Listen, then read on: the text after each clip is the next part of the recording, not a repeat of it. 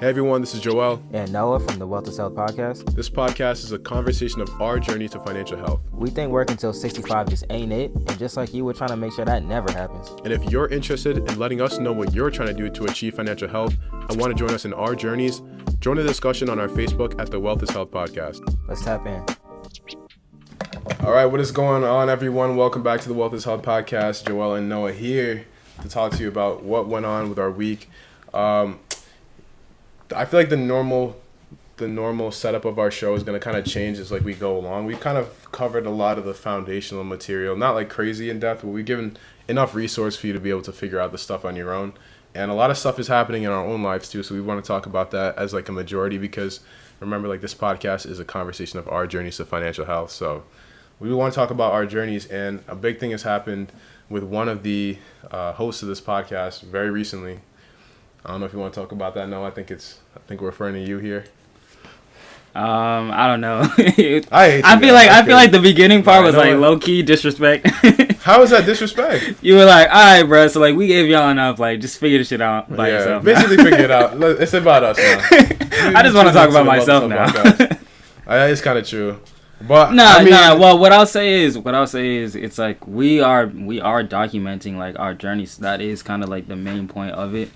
But it's like we still want to hear about like their journeys and stuff too.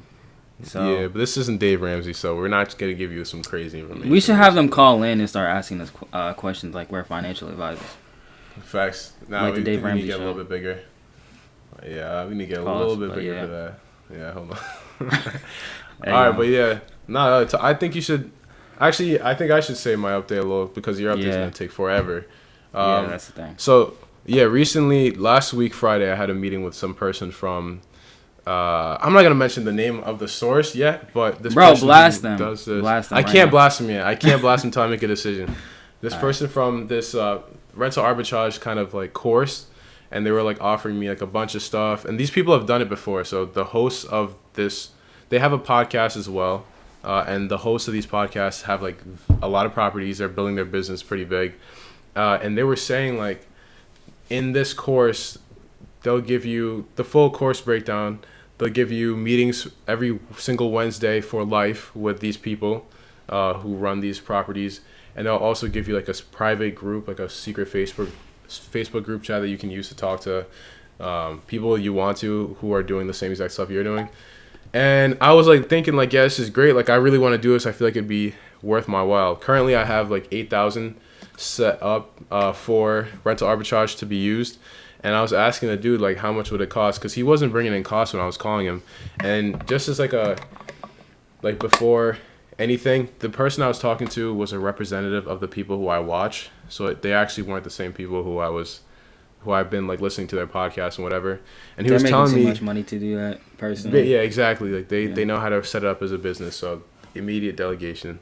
So yeah, the dude was telling me like usually it's $7,000, but because we're on a call right now, I'll give it to you for 48% off. And I was like, all right, so $3,000 basically, $3,800. He's like, if you don't have that right now, I can work with you, but you have to pay a little bit more. So it's like you could do 2 installments of $2,000 or 3 installments of like $1,400. And I was like, all right, I could pay off this. I could pay this like $3,800 right now. He did seem like he knew what he was talking about, like pretty well. I asked him if he had properties himself, and he did have properties himself. He was actually renovating one. He said today, actually, like around this time, he was renovating one because I was supposed to meet with him today. But I was like, yeah, I don't know. Like I need some time to think or whatever. Like, is this something I have to make right now? This decision? And he was telling me like, yeah, you have to make it. Like typically these deals happen on the phone, so you'd have to kind of do this whole transaction process right now. And I was like, what? Like I don't like when people kind of like every time someone tries to make you give away your money in like a short time frame without you being able to think about it too much. I always see that as a downside.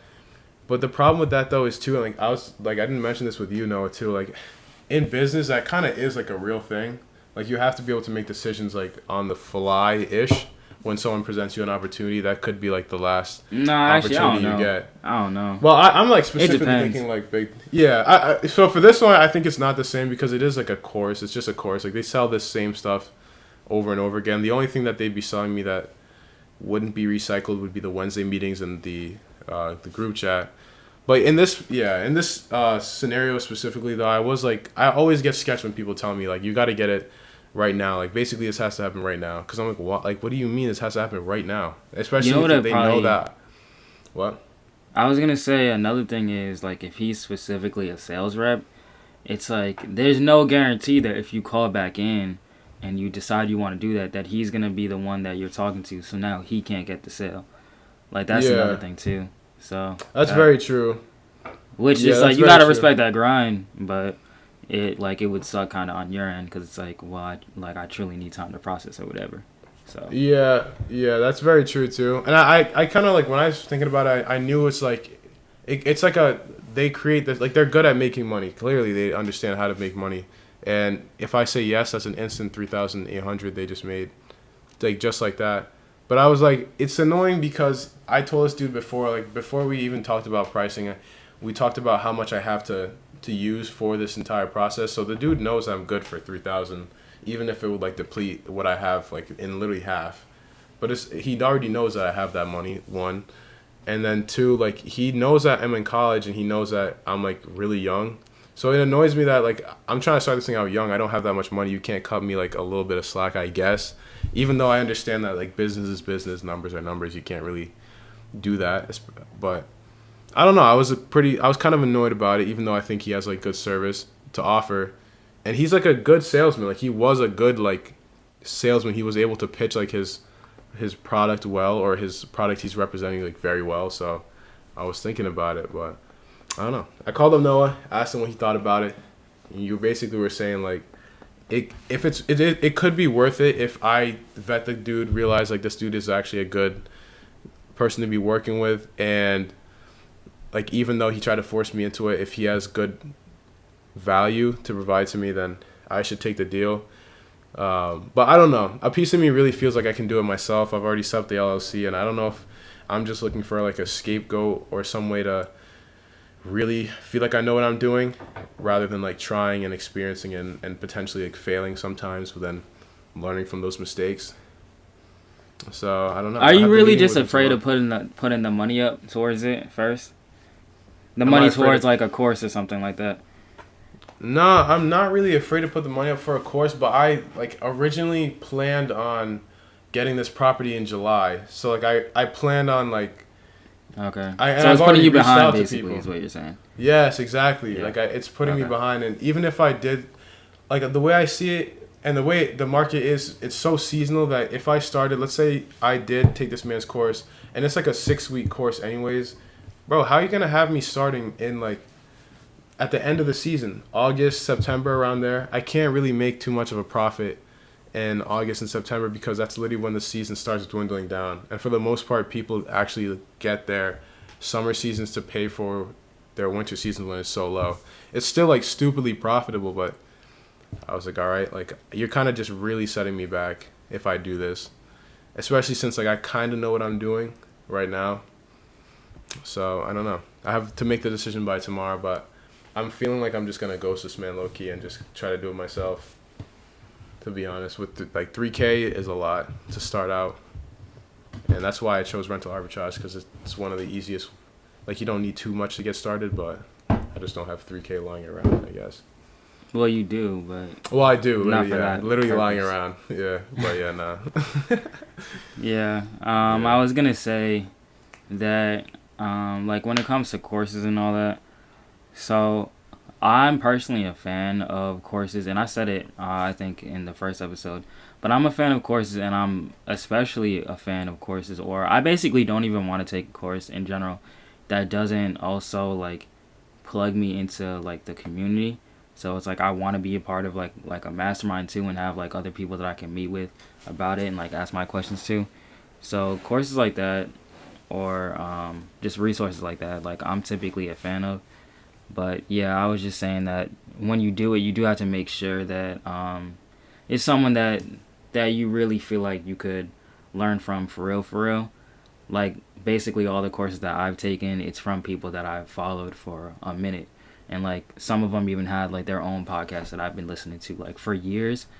So I don't know, it's just like more of that trust there, I guess.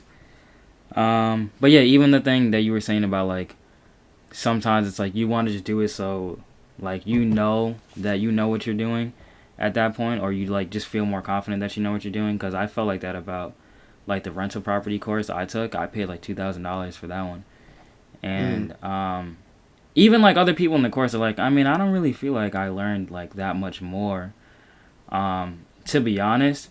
But I was saying that I was happy I took it anyways, because it kind of like certified it for me. So I'm like, all right, cool. Like she walked me through this whole thing, so it's not just me like piecing together from all these different books. Like it's all kind of centralized in one place, and it came with like scripts for me to like interview people and like all that other stuff.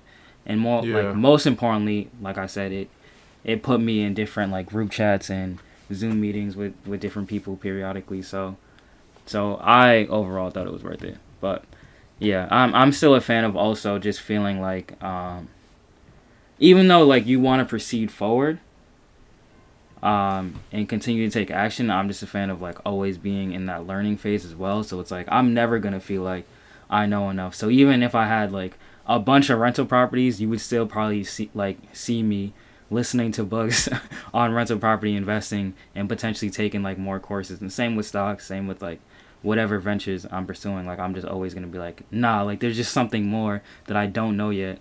So fan of just continuous education. But yeah, either way though, I am glad I called Noah, because I was like thinking about it. I was like, should I just have made that decision right now? And I told the dude, I was like, yeah, my money's in an account that I hope this doesn't get out to anyone who works with them. That'd be crazy. I was like, my money's in an account. My money's in an that's account gonna be the that first I dislike can't that we access. get. Yeah, facts from him.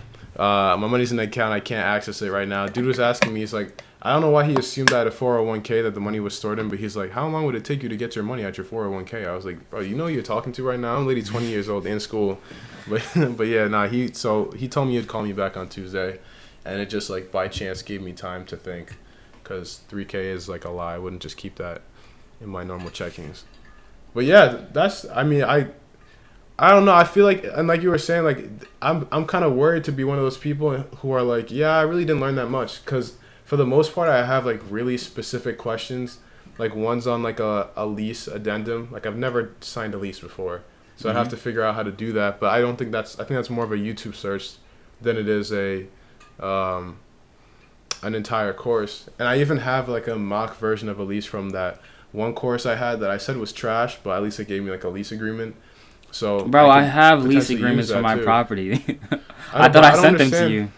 Well, I don't understand like the difference with rental arbitrage lease agreements and okay. And I don't know if there's a difference. That's why I was like would specifically look for someone who had that. Because again, I don't know what I'm talking about, so I don't know what it would look like. And I don't know, but yeah. Well, I was gonna say really two more things real quick. So, one, you know what? Never mind. I forgot that one. Wow. I might actually just forgot both. Oh wait, no, the second one about being pressured to like make a decision quickly or whatever, and it's like they say that like good businessmen like can always do it like on the spot, but I actually don't agree with that at all, to be honest. Like my thing was when people have said that to me, I'm like, I know that you're just using that as a tactic to like get me to subscribe to whatever you're talking about right now. And like if you want me to make a decision right at this moment, my answer is going to be no, especially because when most people are presenting me opportunities, it's not like I just don't believe in like just waiting for an opportunity, I guess. So that's why I'm not really as subject and I don't get as much FOMO about stuff like that, because I'm like, I already have a plan to get to where I need to go, like before I even spoke to you to begin with. So when you're presenting like an opportunity to me, I feel like you should just come about it respectfully. You know what I mean? And understand that it's like, if anything, the only thing you're doing is potentially like helping me get to my goal faster, but I'm still going to get there with or without whatever opportunity you're presenting to me. So just keep that in mind. But yeah, I'm never going to let anyone pressure me into making a decision like right on the spot if I don't feel comfortable doing that, especially with going back to like the MBTI personality type and all that.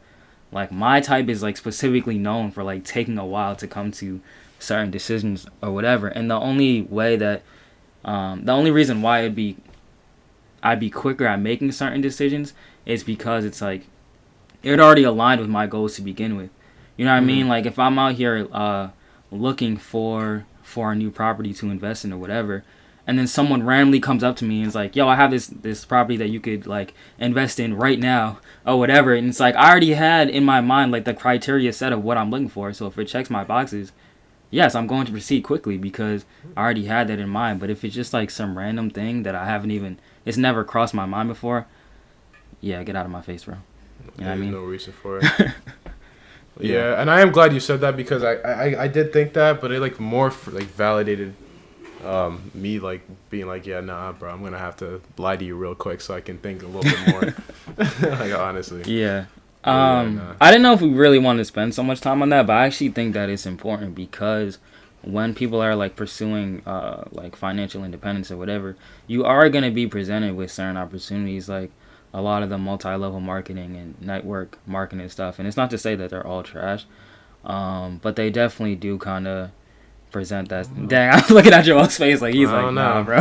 They might all be trash. I don't know why. I've heard that some people actually come up with them.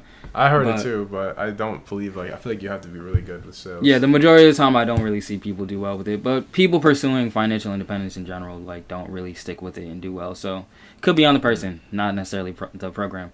But my point is, it's like the majority of the time when people are trying to make me come to a decision really quickly and sign up for something, it's like opportunities like that where it's like, I mean, I feel like from what I know, everyone that's like ever presented one of those multi-level marketing or network marketing opportunities, I'm richer than them already. So yeah, like I just don't care. Yes, it doesn't matter. Yeah. You know what I mean? Like they came up to me acting like I was dumb, especially because at the beginning, and like a lot of the listeners will probably relate to that as well, when it's like you don't really have as much going for you. Like I was just working my little entry-level job and doing like lifting stuff on the side, so it's like it doesn't really look like I'm doing too much, but because like that consistent effort and making sure that I was investing along the way, it's like something ended up like coming out of it, but it was hard to see at that particular moment. So you might have to kind of deal with that. I guess just people like looking at you like you don't know what you're talking about, or you're just at like such a lower level and you need to just jump on their wave or whatever. But I mean, stay consistent to what you're doing, I guess, would be my advice, as long as you know or you have a lot of conviction behind the path that you're trying to take. Yeah, definitely agree with that. That's really it. There's nothing else to say about that. I will give an update too on like the status of where I'm at right now. Like I guess mentally, I'm doing fine. I'm just working like a lot, and I don't think it affects me in the way like I'm so tired after every day. Like I hate this. Dang, depression, bro. Nah, anxiety. I don't think it affects me like that. Though. I think it's more. Yeah, no. I think it's more like all right, I have less time. You kind of realize like how much time you did have before, and I'm just like tired like every day. Like around this time, like pretty tired. Like after this podcast, I'm gonna take a nice nap, which don't make sense because it'll be late. So I'll probably mess up my sleeping schedule doing that. But it's what I have to do. I'm just like super tired. But yeah, I'm doing good. I'm gonna get out of this the 30th, so that's gonna be a great day when we're done with this fully. Then we can move on to bigger things. But yep, that's really it. That's all I can think of for updates for me. I have some stuff in the works I don't want to say yet, but word. I guess it's my turn. But yeah, your boy finally closed on the property. Finally, after all this time. You know what I mean? I was gonna say, can I get the clap thing now? Yeah, Pause. hold on. I'm trying to get it. Hey, hold up. Wow, it's taking a while. Bad delayed, bro. There we go. Let's go. First of all, let me thank God. Let me thank my mom. Let's get it. You know what I mean? All right.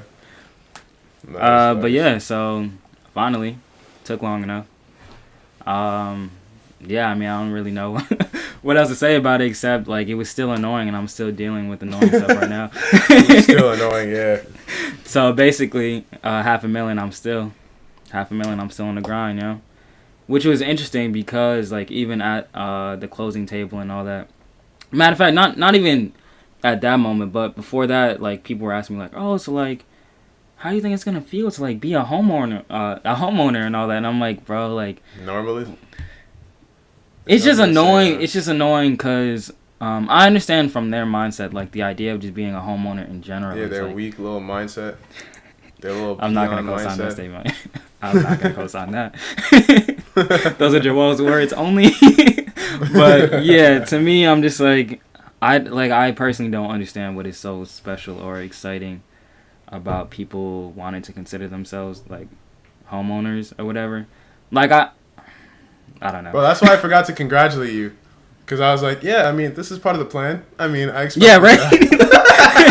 We made a plan and we executed. Like, yeah, it's that simple. Like, yeah, he told me he was gonna do it and he did it. So I don't know what there really is to. Nah, I'm messing. It's still a good it's a great accomplishment. But yeah, I feel like it's a great accomplishment if you're not looking at it from the perspective of, oh, so you're a homeowner now. Because to me, it's like when you're saying that too.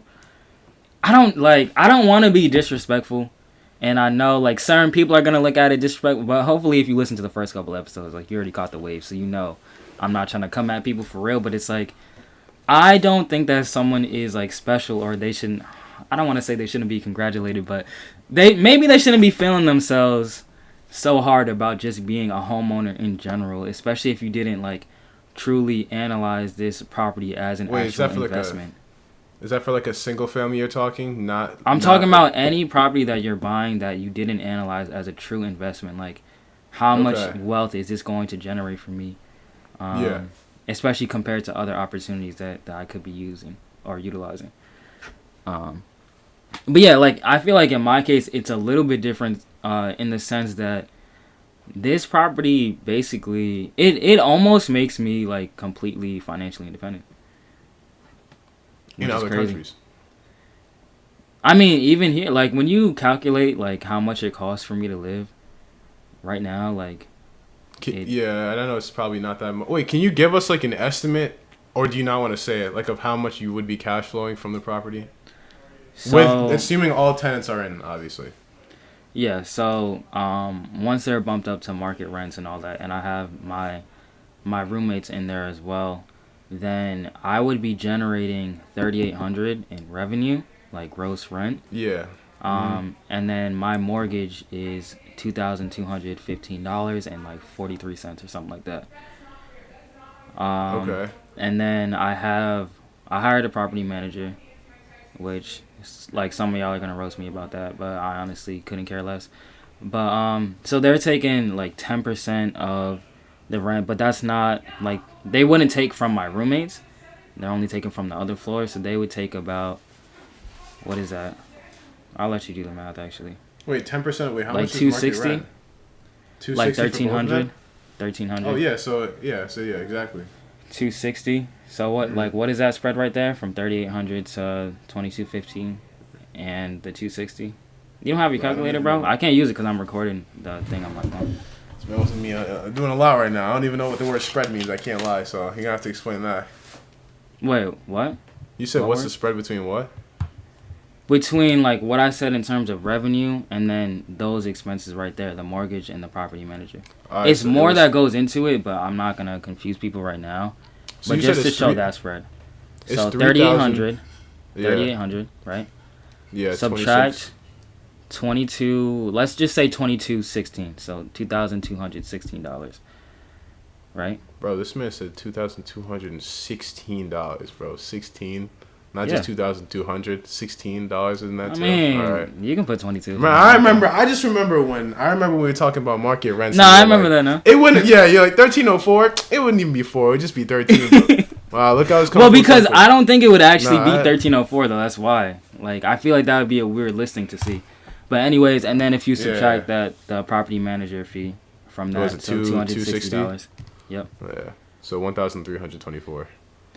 But I would say that like the way that I personally analyze deals, that is not like my true free cash flow from the property. So like cash flow that's not actually tied to any sort of expense or whatever, because I'm still budgeting for future vacancy expenses, future repairs and maintenance, and also capital expenditures. So what capital expenditures is, I think I said it on the house hacking episode, but it's basically like the bigger ticket repairs, like the roof and things like that. So after budgeting for all of that, I think my technical like real net cash flow after everything would actually only be like $600. So but in my account, like in my bank account, you would see a lot more than $600 like accumulating on a monthly basis. I'm just assuming that at some point in time, I'm going to have to deploy that extra money for the repairs and stuff like that over time. Yeah. But either way, like it costs me like less than like $700 basically to live right now, like with all of my bills. So that's what I was saying. That's actually.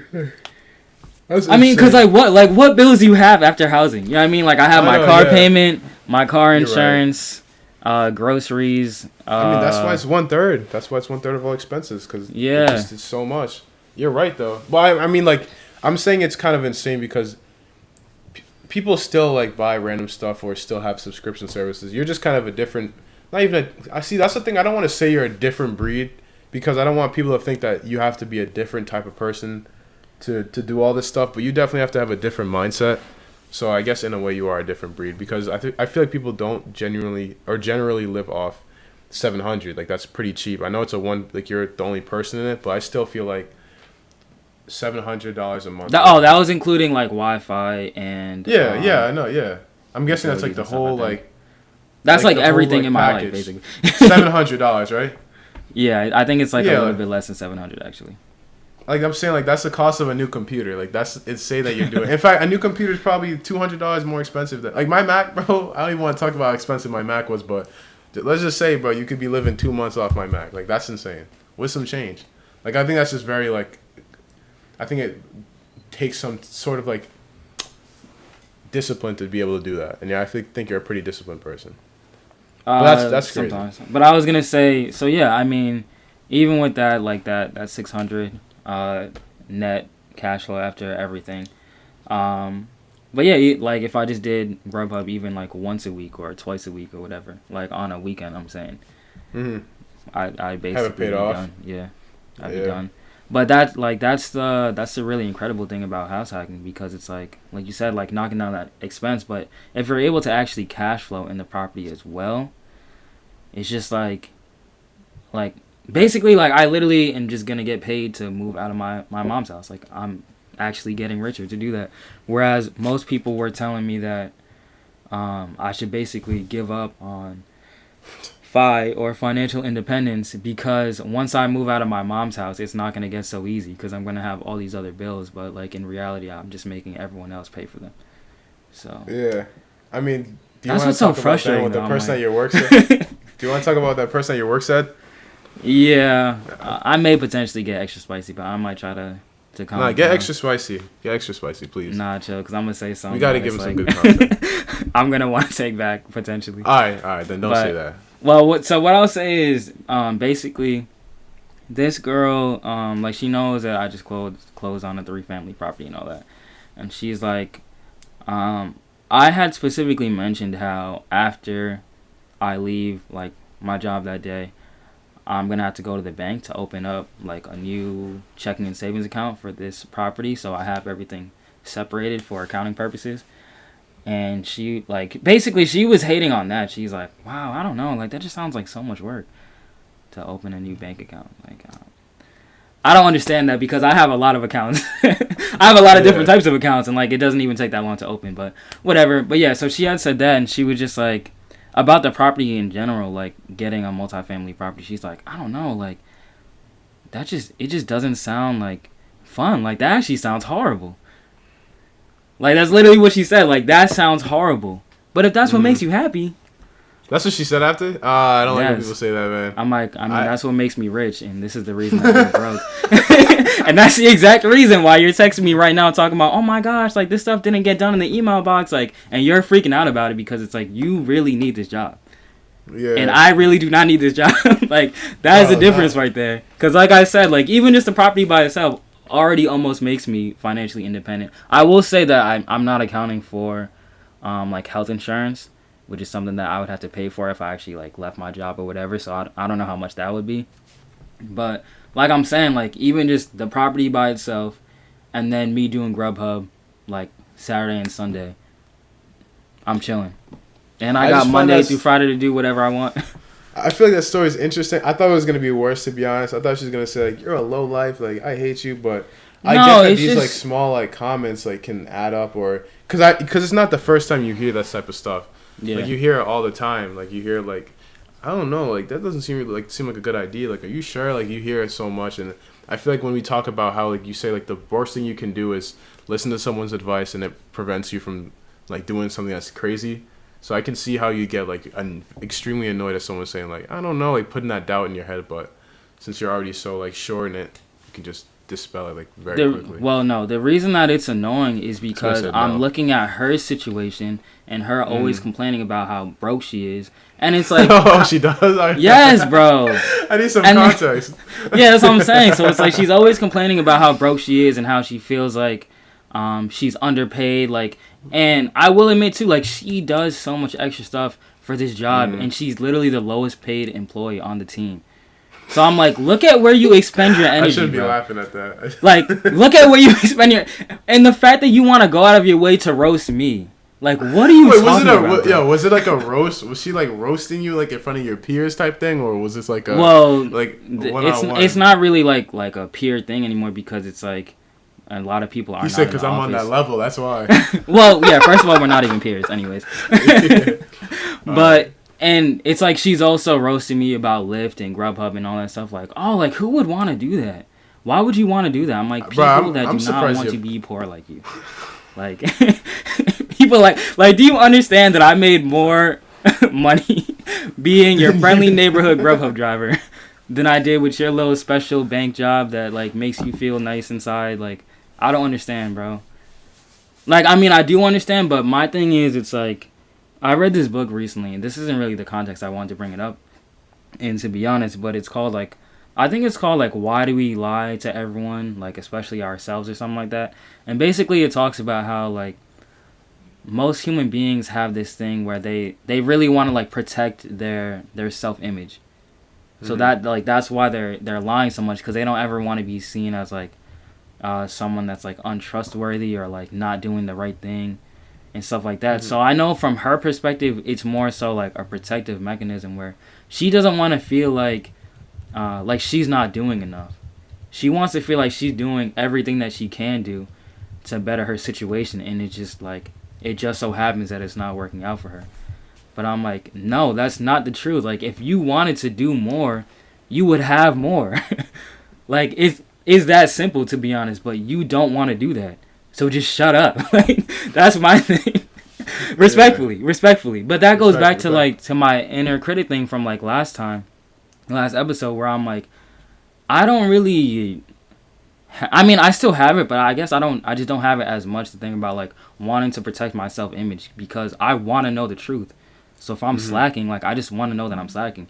I might not want someone else to directly tell me that I'm slacking, but it's like that's why I constantly want to put myself in rooms and go to certain events where it's like I'm going to be near people that are basically showing me indirectly that I'm trash. You know what I mean? And like how I could be doing better and stepping it up. Like, and even though it makes me feel horrible in the moment, it's still, I don't know, like I just know that I have more potential and I need to tap into that. So that's what I'm about. But I understand why most people are not like that because that's a tough journey. Because it's like there's always going to be someone that's like outdoing you. And there's always going to be like another mountain to climb. But I guess I just don't take it as personal most of the time where it's like just the most devastating thing in the entire world. I'm just like, all right, I guess it's just another mountain to climb. Like, you know what I mean? It's like, I know. I don't even believe that though. I don't believe that though. That you don't take it that personally. I do. It depends. It depends. But go ahead. Okay. I like who it is and like how like. No. I guess like. I feel like me personally, I might take it personal like at certain moments in time, but after that I'm just like, all right, like now I have a new goal that I need to head towards. And there's always gonna be Yeah. moments in time where it's like I'm gonna stop and be like, dang, like I am big trash or whatever, but it's like I'm still gonna get up and move towards like whatever the goal is or whatever the next milestone is. But I do think that it's also important to take time to I guess appreciate like how far that you have come and how much you have accomplished as well. So I don't think it's a thing where it's like you need to be like that 24/7 because that's more so unhealthy. But I will say that for me, like the way that I feel like my life will go, it's like at the beginning of my journey, it's gonna be more of those moments where like I'm more so like, all right, what is the next mountain that I need to climb or whatever, and then I'm gonna stop and like take vacations like every once in a while to reflect. But I feel like the more I progress, that would mean that there's more time to I guess like stop and smell the Take roses or whatever. vacations. You know what I Yeah. mean? Yeah. That's Like at the interesting. beginning of your journey, it's just different. But go ahead. I was gonna say that what you just said was interesting. 'Cause what you're saying is basically as you go on, you kind of want to be able to take more vacations if you wanted to. Not that you would be like going anywhere, but I feel like that's like the point of it. Like you're building yourselves these systems so you can take time to reflect on everything. I remember thinking about the people around me taking, because right now people are just taking a lot of vacations who are my age, like 20 or so. And I always think about it, and I'm like, and people have asked me too, like, oh, like you could just take a vacation, whatever. Like my family's even trying to plan like a vacation somewhere, and I'm just thinking like, yeah, I'm not interested to go though because that's like a whole, like $2,000, $3,000 that I'd be spending on something that isn't like, actually helping me. Like it's actually more of like like this might be preventing future vacations for me by going on this like one right here. And I think that's like like I just have like no interest at all in traveling or doing anything. But to an extent, though, I feel like that is kind of unhealthy because I don't have, like, those breaks. And sometimes I'll even see other people traveling and be like, wow, like, I wish I could still do that. But I don't know, I just found that interesting you say vacation specifically because I've, like, that's recently happened to me. Yeah, I was gonna say I feel like sometimes people can delay gratification to the point where it's like you're never actually going to experience gratification. Like you know what I mean? Because you're just continuously pushing it back. Yeah, and to be honest, I feel like that happens to most people. So I personally understand why like people are always gonna give me the advice that it's like I should be more so like living in the moment or whatever because they don't understand that to me. I'm like, no, I have like a very specific timeline and I do like I am gonna incorporate that stuff and I do it like more and more as I'm like becoming wealthy and all that. But yeah, to me like it's just very much relative to wherever you're at right now. But I will say like right now, and I would say you might want to actually take advantage of this time period because probably for Q3 I'm gonna be slowing down a little bit. Your boy's gonna be acquiring some liabilities. So to be honest. All right. So take advantage of this time because Q4 I'm back in full effect. Take advantage this time. I'm gonna have to find a property quickly. Facts. Because when I come back, I'm here to conquer, bro. You know what I mean? Like that. I'm always gonna have that drive regardless. But to give like specifics, like while I'm gonna be like getting my property together and all that, like I am, in order to like give to myself. So I'll say this. I kind of wish I had prefaced like this beforehand, but one way. You want to talk about it right now? Well, it's related to the property, so that's why I feel like yeah. All right. I'm gonna have to get to it though, like build up. But basically, a way to protect you from not delaying gratification too much is to have like certain principles already in place. So, for example, like in the book Principles, specifically by Ray Dalio, basically like you're kind of just putting certain like guidelines or principles that like you want to live by or whatever. So for me, one thing that I was doing was like, and this was more so a while ago. I definitely had to up it soon, but it was like every $10,000 I wanted to basically like take a break and kind of like celebrate it a little bit every time I was increasing my asset column by $10,000 increments. I would say towards like the latter half of 2020, it was just happening too fast. So I was like, all right, bro, like I don't care anymore because it's like it was getting to the point where it's like 10 grand every month. So I'm just like, all right, bro, like I'm not gonna do this every month. So I'm gonna have to up it to like 25 or 50 or something. I might have to make it like 100, or maybe every time I buy a new property or something like that. You know what I mean? These are some great problems you're having. Yeah. Yeah. So You can obviously adjust it over time, but like just make sure that you do that. But I'm not really gonna do that in terms of like celebrating for this property, like going out or whatever. But I am gonna celebrate, like to give to myself a little bit by potentially like spending a little bit more than I typically would spend in terms of just like furnishing it and getting it like nice for me to live in. So like I did buy a TV that's probably a little bit more expensive than I would typically want to spend. Wow, you bought a liability, bro. And I don't even watch TV. And I don't even watch TV, bro. I watch TV like once a month. Yeah, I was gonna say. Well, and I got a sound bar for it and all that.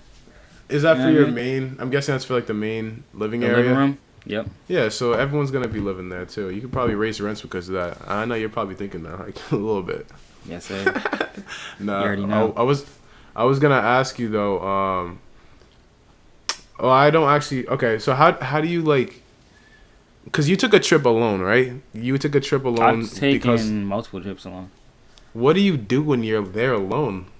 You just like meet random people, and like I'm sure you can't have conversation about this stuff to them, or do you just like kind of just forget about? Yeah, I can do whatever I want. First of all. Facts, but you guys be like, yo, it's good. Like I just bought a property, and then might be like, oh my god, like it's gonna be annoying. You're not gonna like that conversation. I feel. You're not gonna relate to that person. It's different. Or do you just turn it off? Like, do you just turn it off and you're like, all right, well, I'm just gonna be one of these regulars for a little bit? No, hold up. Well, I'm gonna get to that in a second, but I will say, like, it's not just the TV. Like, there's other stuff I'm gonna be doing to the property. Oh yeah, yeah. So that's why I'm saying, like, you want to take advantage of this time to get ahead. Okay. Because I'm really gonna be slowing down a little bit to be like, all right, like, let me actually appreciate because, I don't know if I said it. No, actually, I did say it in this episode. But yeah, like this puts me at over $500,000 in assets. So it's like, and there's got to be some like money sound effect. Hold on. I don't think there is. It's sad. Dang. But yeah, and I was gonna say because we had this conversation before on the last pod that I feel like people kind of overhype it a little bit when it comes to real estate because they're like, oh, but you have control over this asset that's hundreds of thousands of dollars or whatever. But to me, a lot of times it's like it doesn't really matter because it's not like it's liquid. Even though for me, I still have a lot of my bread liquid, so I mean I can still like move around however I need to. But the fact that it's a house hack too, and it's allowing me to not only live for free, but get paid, and they're paying down the mortgage and all that. To me, like it's a I guess it's a little bit more impactful or a little bit more meaningful than I would typically think, like when someone is just telling me that they have that much and the majority of it is not liquid. But back to what you were saying about the traveling alone thing. So it's really not even that lonely, like in my experience, because the way that I was doing it was I was booking like a lot of Airbnb experiences. Okay, yeah. Yeah, so I ended up meeting like a lot of other people that yeah, you know what I mean? And I was going to like bar crawls and things like that as well, which I mean you don't really drink, so I was gonna say none of that. That sounds like not fun, no lie, but I mean like that part of it might not necessarily be the most fun, but I'm saying in terms of like meeting other people, and for some reason I feel like maybe it's just when people travel too, like maybe if I like talk to them back in their hometown it might be a little bit different, but I don't know. I feel like I've personally met really cool people when I was traveling. Like when I went to Colombia by myself, I met some girl that was a digital nomad. Mm-hmm. So she can live like anywhere in the world, and she like I think she when she comes home or whatever, like she stays in Colorado, but she was living in like Peru for a minute. Like she just travels wherever, and she can afford to because she just makes money like on her laptop. So she's not financially independent in the sense that like she still technically has to work, but she still has at least like location independence. Like she can do it from wherever she wants. And she's an entrepreneur, so she can probably kind of control the hours that she works a little bit more than the average person. But yeah, and then this wasn't a solo trip, but when I went to Costa Rica with other people in our mastermind, like Billy and Cody, like we met these two queens from New Orleans, and like they were business owners too. Like they own like a salon. Like so one of them did hair, the other one did nails and all that. But yeah, and like we made like good connections with them, and we actually plan to go visit them at some point too in New Orleans. One of them actually moved to Houston, so when we go to Houston we have like a connect out there as well.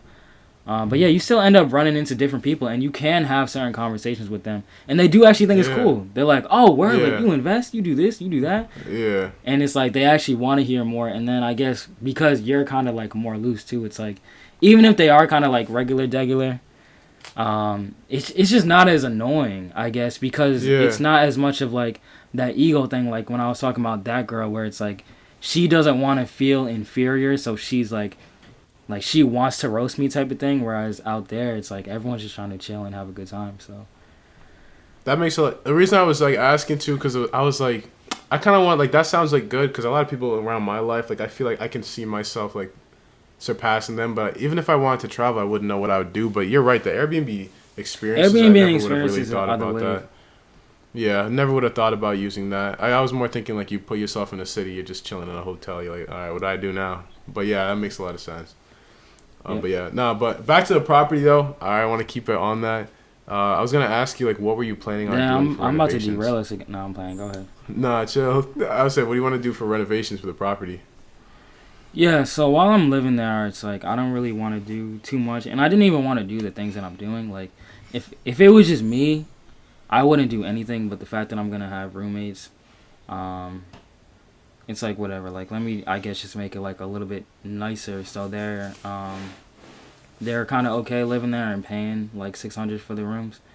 But yeah, so if you guys watched the story 2 weeks ago, because I'm assuming it's gonna come out like 2 weeks from the time that I started doing it.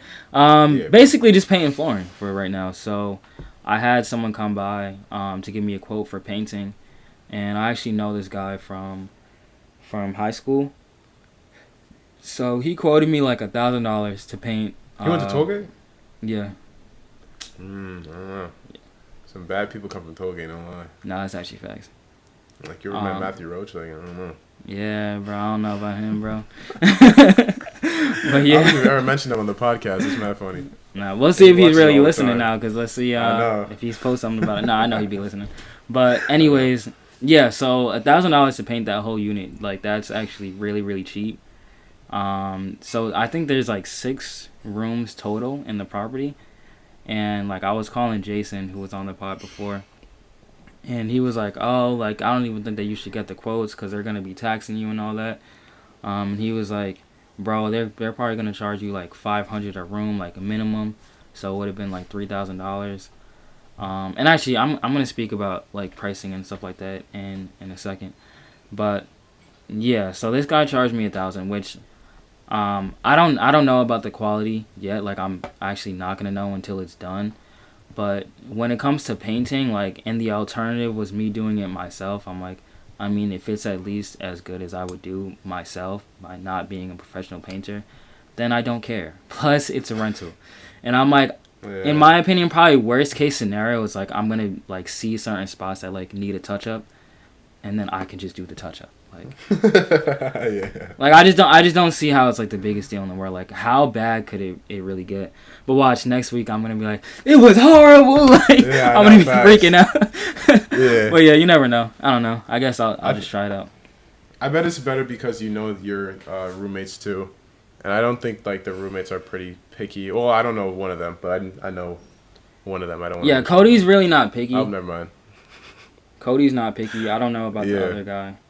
Okay. Because I know him, but I don't know him like that. Okay. But yeah, and then when it comes to flooring, so by the way, the only reason I was getting paint done was because like you could see like a lot of I don't know how you would even say it, but I mean there was like skid marks from when they were like moving stuff from the property. It looks like someone drew like all over a wall and all that, and it was like I'm not just gonna paint like one room or like one wall. It's like I might as well just do the whole thing because I'm gonna have to do it anyways once I move out. So whatever.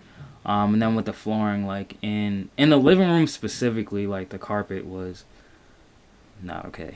It was not okay. Trash. Yeah, and like certain parts of it. Did you see it? Yeah, I saw everything. Yeah. But I was confused though because you told me the cleaner went through that, but I was still like, then why is this stuff still? Oh, maybe because you were trying to peel back the when I was peeling. Yeah. Yeah. So okay. I was gonna say I was like she's kind of trash. All right. Nah, yeah.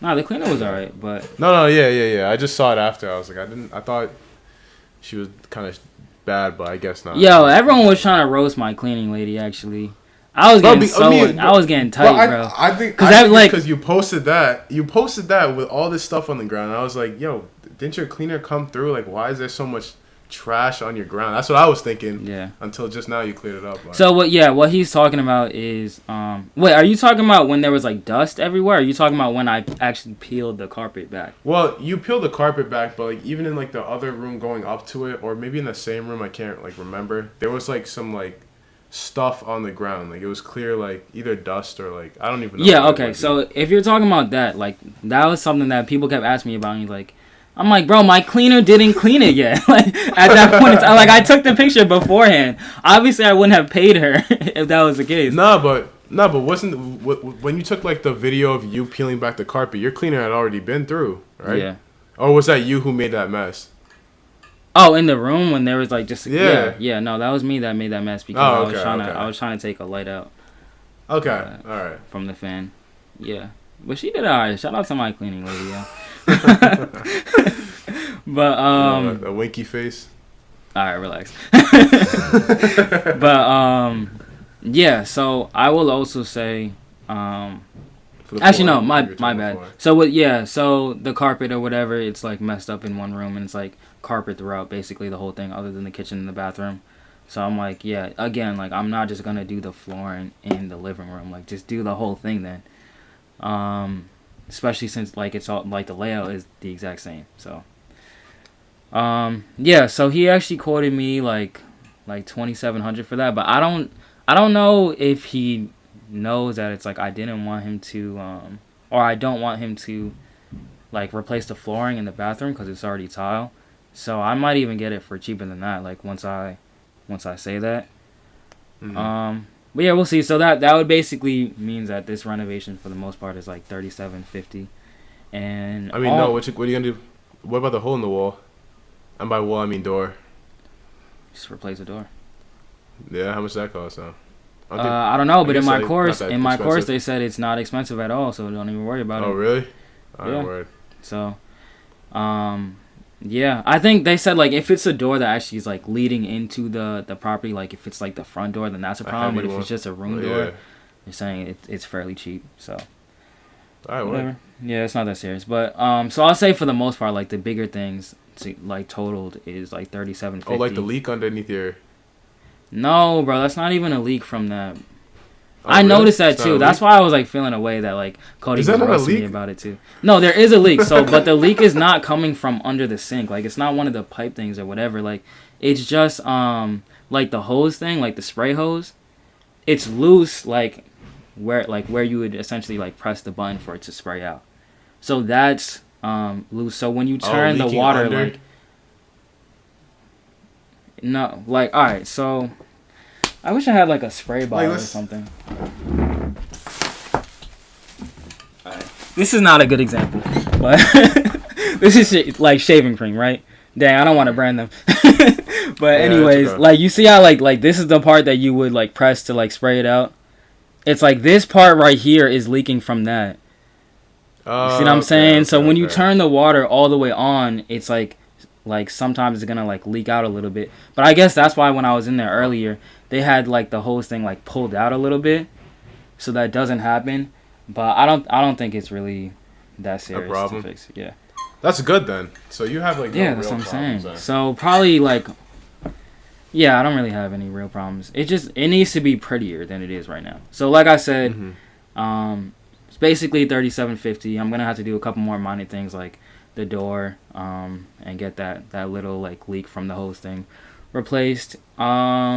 But yeah, so let's say even if it totaled like $4,000 or whatever, but the other units basically look exactly the same, so I'll just be doing the same thing there as well. And I don't know if I should be saying it as if it's like nothing, like that's nothing, but to me, like I personally don't really care. 4,000? Yeah. I don't think you should care at this point.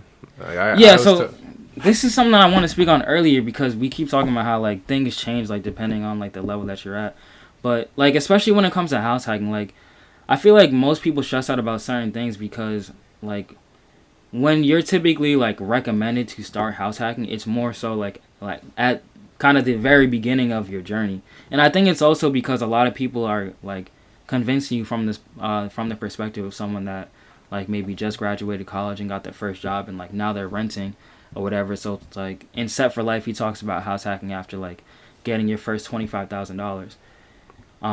So these like certain like little expenses, like a couple $1,000s, I feel like when you only have like $25,000 or less, it's kind of like the biggest deal in the world, and you're like, no, I'm not paying anyone to do anything. Like I'm handling it all myself, because you really are focused on like saving like every single dollar you can.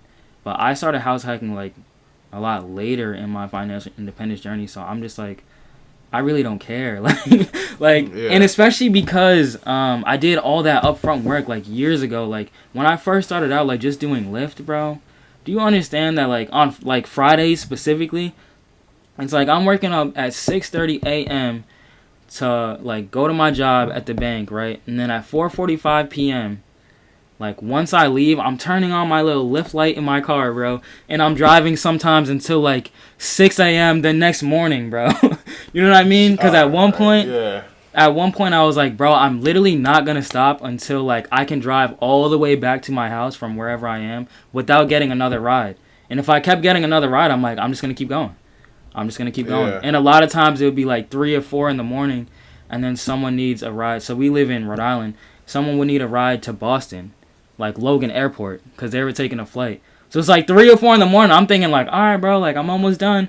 Nah, we going to Boston. A whole hour up there and a whole hour back. So that pay well. Like you said, what? Look, would a ride from Boston pay well? I'm just curious. I mean, it felt like it was good at the time, but I mean, I guess it depends. But I would say like because people like tipped pretty well, usually I would end up making like $100 for that ride. I think, because they were tipping me so well. Oh, that's pretty nice. Yeah, I think so. But yeah. Anyways, though. But my point was like because I was willing to do all that work back then. I'm like, bro, like I'm tired. Like I understand that for other people listening. Like, you know, maybe they're older or whatever, like, 25, like, you can't be tired. Bro, I'm tired. Like, now I see a problem, and I'm like, where's my wallet? I see a problem, and I'm just like, just want to throw money at it, bro. Like, I don't care. Like, just handle it. Depending on how much it is, but go ahead.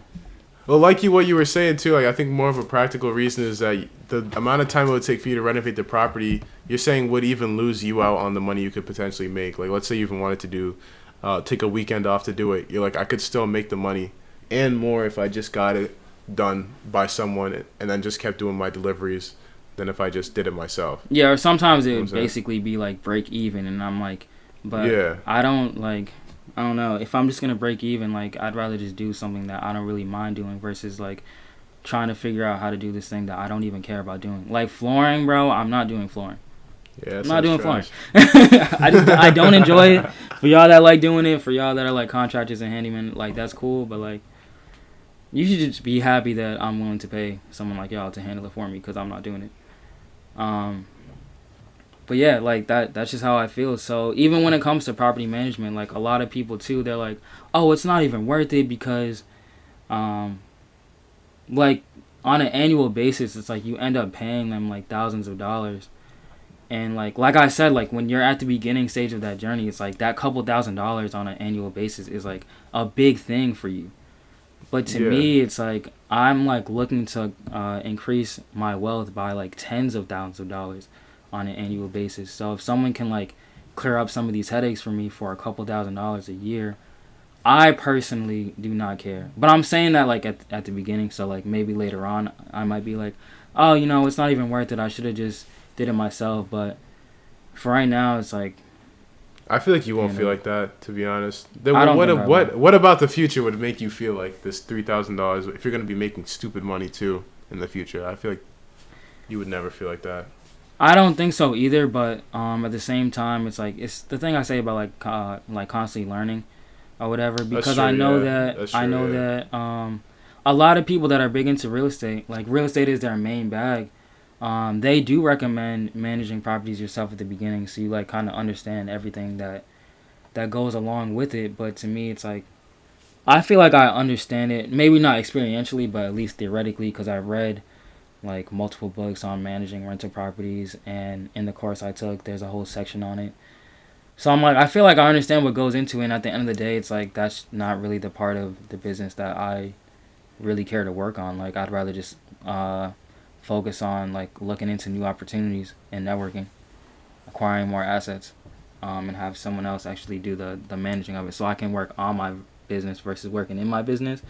But my situation is more so complicated because it's like, it like real estate doesn't even necessarily have to be like my main business. Because I was saying to you before that I was like, I mean, after I get this property, like I was planning on starting like a business outside of real estate, one that would bring like make me like a couple $1,000s a month potentially. So it's like, yeah, a couple $1,000s a year to pay this person to handle this so I can work on this business doesn't matter to me. So I feel like it gets complicated because it's like, what is your main focus? Like, what is your main bag?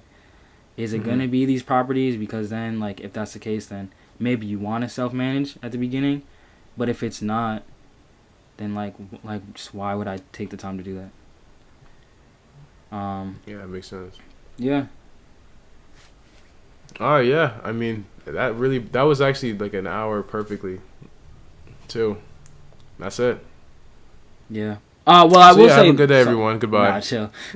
I will say that I might actually end up acquiring properties a lot more rapidly, because I might focus on like actually pursuing real estate more so as a business versus like as a traditional like investor, because I might start utilizing the BRRRR strategy, which is buy, rehab, refinance. No, sorry, buy, rehab, rent, refinance, repeat.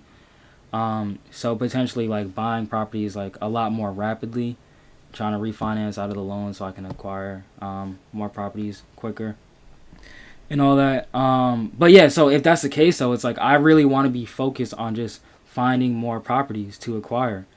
I don't want to be focused on like, oh, there's a leak, gotta go handle that. Like, no, bro, that's just not what I'm here to do. So, yeah. That's it. I don't know for sure if that's what I'm going to be pursuing. So I'm going to sit down with my lender. Probably going to sit down with my property manager because he also became a realtor recently. And he has access to hard money. And when you're doing the BRRRR strategy, you're typically going to be using hard money. So that means you're not getting traditional financing. You're going through almost like a private lender. But like they do this like for a living. So it's a little bit more official than the average private lender. But yeah, so I'm probably gonna sit down with them. Stay tuned. Yeah, and we'll see if that's a move. And I'm reading the BRRRR book from Bigger Pockets. So buy, rehab, refinance. No, buy, rehab, rent, refinance, repeat by David Green. If y'all want to check it out, I'm probably gonna finish it this week. This is gonna be probably my second or third time reading it, but because I need to decide like what is my next step after this house hack. That's what I'm focused on. But go ahead, you can close it out. Yeah, no, I gotta put I'm trying to just put this in so you can reference. I hope they can't see how much I'm sweating on this camera, bro. Nah, jeez, bro. Well, I got you. So just so everyone knows, every single link or every single thing we mention, I always keep a running list of them. So those 2 books you mentioned today are here, Noah, just so you know. And if you ever again want more information, just hit us up. We're gonna always let you know it's good. Hold up. But about that $500,000 thing, since you're gonna edit this out anyways, like Justin, the group, he was looking to house hack this property that's like already like $400,000. So in that scenario, that's what I'm saying. Like I feel like, I mean, for him it's still a come up, especially if it's a 4-plex, because he's probably gonna be getting paid a lot more to live in that property. But like the fact that it's not liquid, I don't know. I don't know if I would like. If it was me personally, like would I feel a way about bragging about having $500,000 if so much of it is not liquid? But I already have 6 figures liquid, so that's why. Wait, I thought he was. Didn't he say I have not been reading the chats. Didn't he say? Like, I guess I can stop this recording. But go ahead. Yeah. So thank you everyone for tuning into the Wealth is Health podcast. We'll see you on next week's episode. You have a question for him, Noah? I don't have one today. Off the top of your head. Dang. I put you on a heavy spot right there. Yeah, I don't know. All right, so let us know. If y'all plan on house hacking, what is your next move after that? What is your game plan? Because to me, even at the closing table, I was talking to my lender right there and then, like, all right, so what's the next move? You know what I mean? What's the next play? Because it doesn't stop here, bro. $500,000, I'm still. All right, so what is your next move? Awesome. All right, feel free to like this video. Please like this video. Don't feel free to do it. Just like the video. Leave Subscribe, us a review turn on the notification subscribe. bell. Exactly. Do all that. Comment to us. We'll talk to you. Definitely We'll see you in comment. next week's episode. Peace.